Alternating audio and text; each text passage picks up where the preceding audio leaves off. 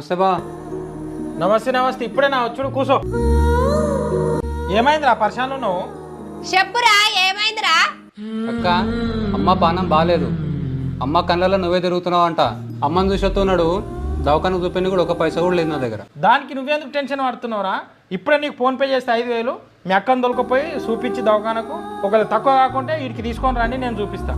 చేస్తున్నావు చూడు, అయినే చూడు.